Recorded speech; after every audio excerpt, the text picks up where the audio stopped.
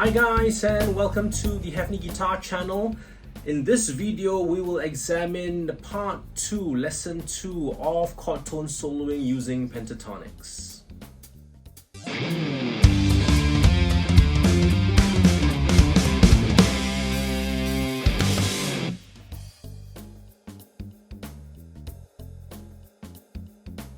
So a quick recap of what we learned in lesson 1. Lesson 1, we revisited the 3-to-1 rule, where for every basic scale pattern of the major scale, there are 3 pentatonics associated with it instead of 1. We were doing pattern 5, or the minor scale, E minor scale on the 12th fret, so the scale is... And then we have the first of the pentatonic, which is the minor pentatonic. And then we have the second pentatonic, which is form 3 pentatonic, or what I call the Banshikicho. And then lastly, we have the Egyptian scale, which is form 2 pentatonic. So now, how are we going to assimilate all of this knowledge? Lesson 1 introduced to you the concept, and I'm going to introduce in lesson 2 now a way in order to, I guess, categorize these scale patterns and pentatonics in such a way that it starts to make sense and it makes it easier for us to remember. So I think the most pertinent thing to do is to organize the 3 pentatonic scales in terms of order. Okay, so let's use this approach. For the 1 chord, we know that the 1 chord and the 6 chord are relative to each other, the 1 major triad as well as the 6 minor triad. So let us use the pentatonic that is associated with these chords as the primary pentatonic. This makes it easier because most of us usually associate this pentatonic with the major scale. So back to the major scale, pattern 5, which is E minor. The primary pentatonic would be the minor pentatonic. Now, what then would be the secondary pentatonic? Okay, let us use the secondary pentatonic as the pentatonic that fits over the 4 chord. Okay, so if the secondary pentatonic fits over the 4 chord, we know that the 4 chord, the 4 major triad, is relative to the 2 minor triad. So in the key of G, the 4 chord is the C chord and the 2 chord is the A minor chord. So over this basic scale pattern, pattern 5, the secondary pentatonic would be the Banshikicho, or form 3.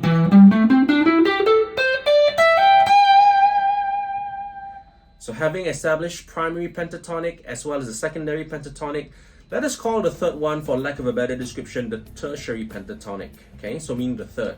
The tertiary pentatonic works over the 5 chord. And as we've established in the previous lesson, the 5 chord, the dominant chord, it is relative to the 3 minor triad. So in the key of G, the 5 chord is the D chord, and the 3 minor triad is the B minor triad. So the tertiary pentatonic for pattern 5 major scale would be the Egyptian scale.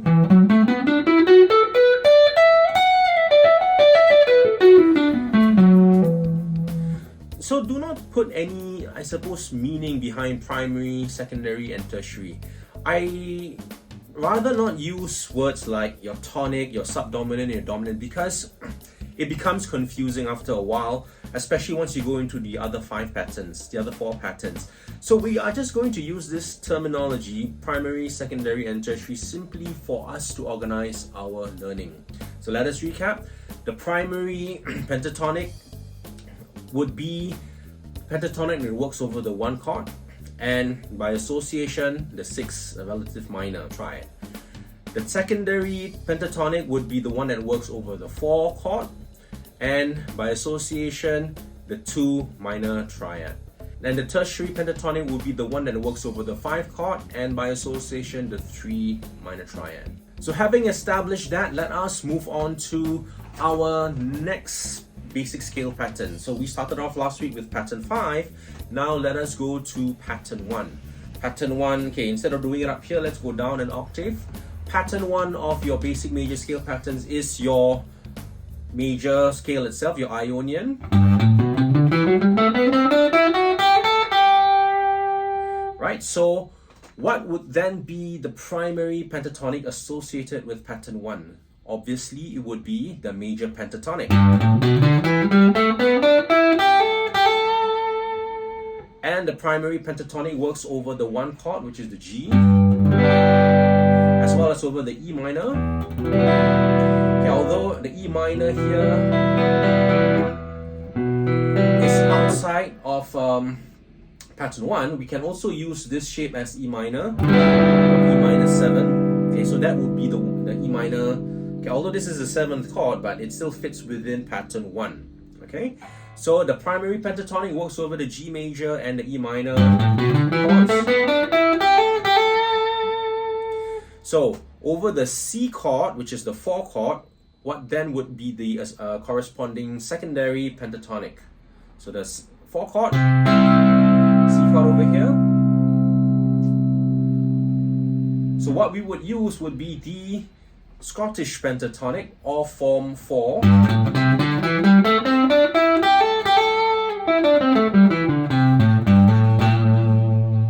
Okay, so we know the secondary pentatonic, the Scottish pentatonic, working over the C chord, or the A minor, which is the 2 minor triad, 4 major triad and 2 minor triad. So what about the 5 chord, which is D major? And we know that the associating pentatonic here, we would call it the tertiary pentatonic, would then be the Ban Shikicho.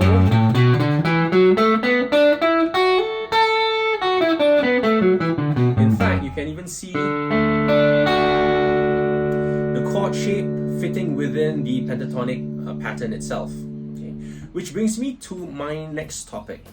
Another aspect of the 3-to-1 rule is that for every one of these major scales or basic major scale patterns, you also have 3 cage shapes, and the 3 cage shapes will always be 1, 4, and 5. So I'm bringing this concept back into what we are learning with interchanging pentatonics. So my point here, if you are used to the cage system, you want to try to associate the shapes within the pentatonics. We know that the shapes can be derived from the major scale, but let's take a look at the pentatonics. So the 1 chord in this major scale pattern would be this, which is the E shape. Okay, but if you take a look, it fits within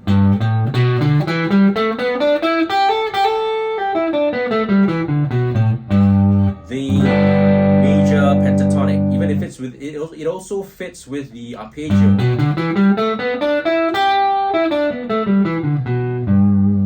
Okay, for the only problem with the cage system, sometimes you cannot fit certain chord shapes within certain scale patterns simply because you are dealing with triads with the cage system. So as I mentioned earlier, okay, the cage system, the E minor chord is this, right? And you also have the next inversion would be over here. Again, this partially fits the major scale pattern.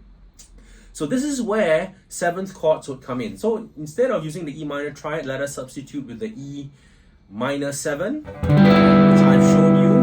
Looks like this at this position, and this one fits within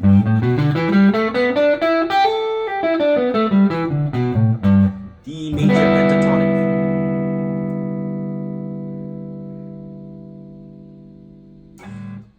Okay, so let's move on to the C chord, the 4 chord. Using the cage system, it would be the A shape.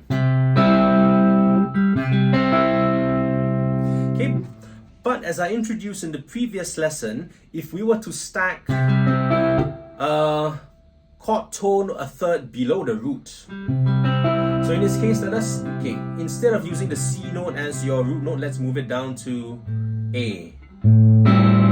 This now becomes the A minor 7.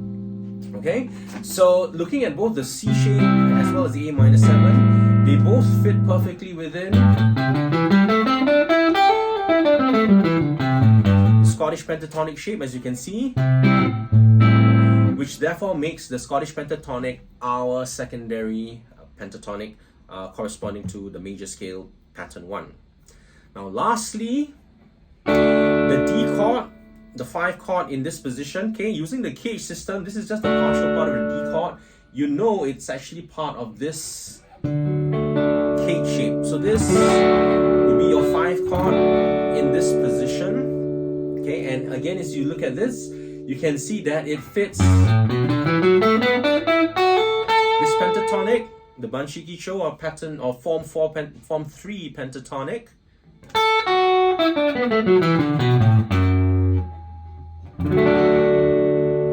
And similarly, as in last lesson, if we were to change the root notes by bringing it down by a lower third, so in this case, from this is your D note, we bring it down a third, it becomes B. You get D minor 7, which also fits the Banshikicho shape. So having established that, now we have 6 of the 7 chords in the key of G in the major scale associated with pattern 1. So with that, we are now ready to tackle Little Wing in this position, pattern 1.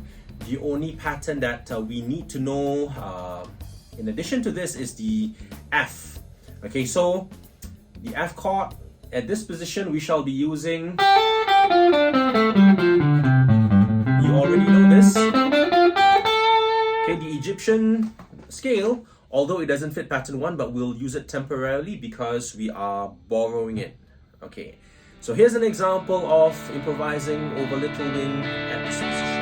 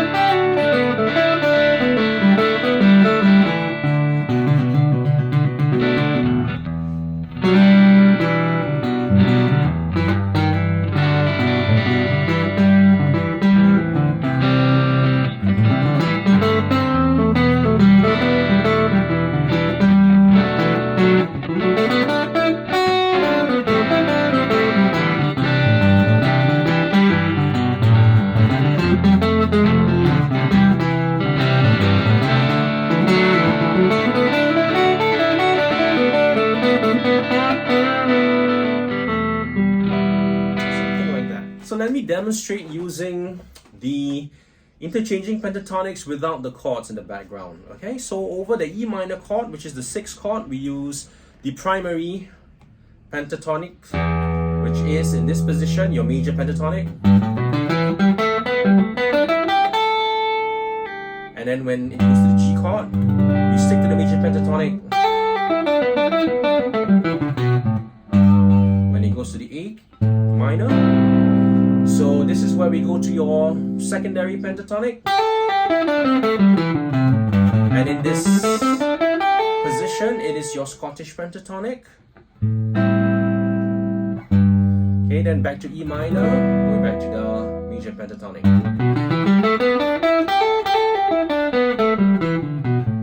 So, the Scottish pentatonic and the major pentatonic differ by only one note, which is your B to your C. Okay, so again, get used to changing just that one note, you change the shape. So where are we now? Okay, we are at the B minor chord. So the B minor is associated with the D chord, which is the relative major of the B minor. So over this pattern, we use the tertiary pentatonic, which is the Banshiki-cho here. Okay, so B minor, A minor, it goes back to the Scottish pentatonic, then G, major pentatonic. Okay, when it goes to the F chord, this is the only one that's not diatonic, so this is where we borrow the Scottish pentatonic, no, the Egyptian scale. And then it goes back to a C, which is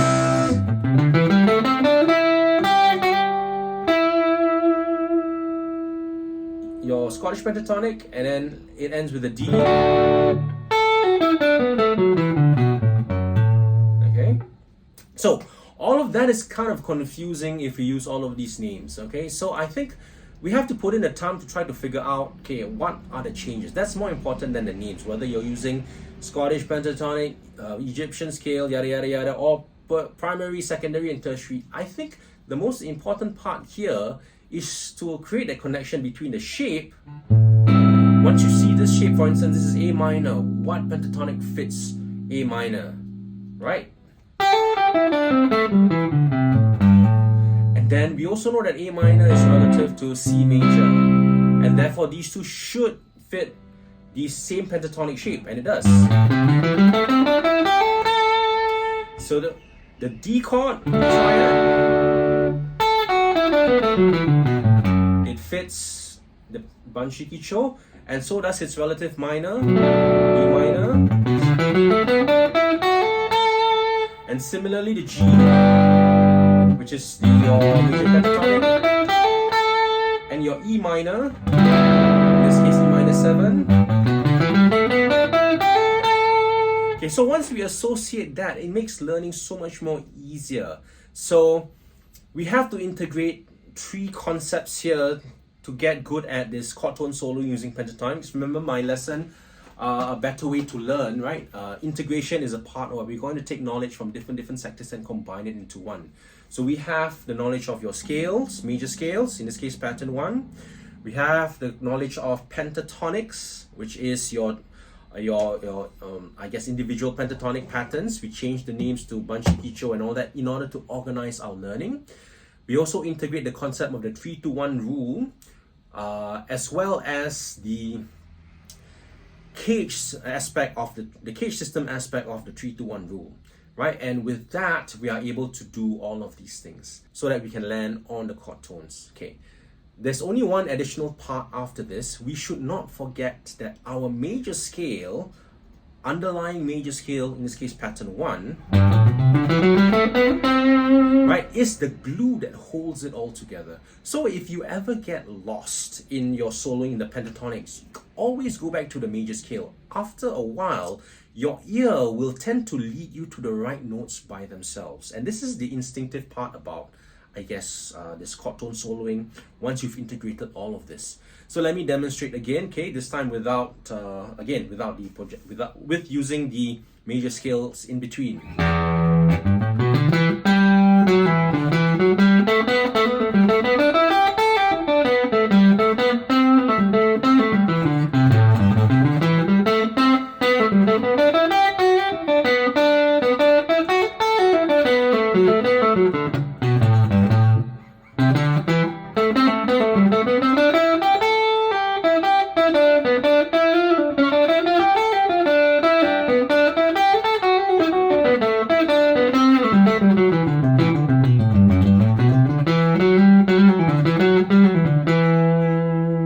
So you can sort of like hear the chord progression behind them, but it feels a lot more smoother now because you have, as I said, the comfort of your major scale pattern holding it all together. And if you ever get lost, always revert back to that.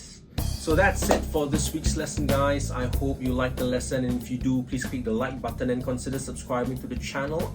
I'm also on Patreon, so you can sign up there as a patron to get some patron-only content. We will continue with lesson 3 in the next one. Thank you so much, and I will see you then.